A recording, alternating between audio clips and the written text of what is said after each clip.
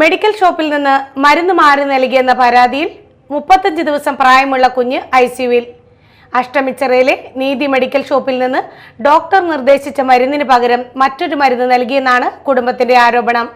സംഭവത്തിൽ അന്വേഷണം ആവശ്യപ്പെട്ട് കുടുംബം രംഗത്തെത്തി. മെഡിക്കൽ ഷോപ്പിൽ നിന്ന് മരുന്ന് മാറി നൽകിയതിനെ തുടർന്ന് 35 ദിവസം പ്രായമുള്ള പെൺകുഞ്ഞിന്റെ ആരോഗ്യനില വഷളായതായി പരാതി. മാനാത്ത് വീട്ടിൽ മനു അദ്രിക ദമ്പതികളുടെ മകൾ ത്രുയിതയാണ് എറണാകുളം അമൃത ആശുപത്രിയിലെ ഐസിയുവിൽ ചികിത്സയിൽ കഴിയുന്നത്.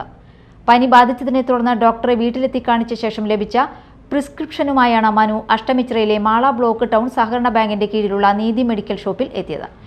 ഡോക്ടർ നിർദ്ദേശിച്ച പ്രൊബയോട്ടിക് മരുന്നായ ടഫ്പ്രോയ്ക്ക് പകരം ബഡേസൽ 0.5 mg റെസ്പ്യൂൾസ് നൽകിയെന്നാണ് കുടുംബത്തിന്റെ പരാതി.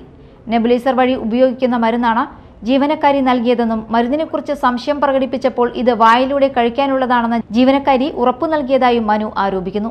തുടർന്ന് മരുന്ന് കുഞ്ഞിന് നൽകിയതിന് പിന്നാലെ ആരോഗ്യനിലയിൽ മാറ്റമുണ്ടായെന്നാണ് കുടുംബം പറയുന്നത്. കുഞ്ഞ് നിർത്താതെ കരയുകയും ശരീരം വിറയ്ക്കുകയും ചെയ്തതോടെ മാളയിലെ ഗുരുധർമ്മ മിഷൻ ആശുപത്രിയിൽ എത്തിച്ചു. പരിശോധനയിൽ കുഞ്ഞിന്റെ ഹൃദയമിടിപ്പ് ക്രമാതീതമായി വർദ്ധിച്ചതായും ശരീരം വിറച്ചിരുന്നതായും കണ്ടെത്തിയതിനെ തുടർന്ന് വിദഗ്ധ ചികിത്സയ്ക്കായി എറണാകുളത്തെ അമൃത ആശുപത്രിയിലേക്ക് മാറ്റുകയായിരുന്നു. അപകടനില തരണം ചെയ്തെങ്കിലും കുഞ്ഞ് നിലവിൽ ഐസിയുവിൽ ചികിത്സയിലാണ്. സമയബന്ധിതമായി വിദഗ്ധ ചികിത്സ ലഭിച്ചതാണ് കുഞ്ഞിന്റെ ജീവൻ രക്ഷിക്കാൻ സഹായിച്ചതെന്ന് പിതാവ് മനു പറഞ്ഞു. അതേസമയം സംഭവത്തിൽ മെഡിക്കൽ ഷോപ്പിലെ ജീവനക്കാരിയെ സംരക്ഷിക്കാൻ ബാങ്ക് സെക്രട്ടറി അടക്കമുള്ളവർ തങ്ങളെ സ്വാധീനിക്കാൻ ശ്രമിച്ചുവെന്നും മനു ആരോപിച്ചു.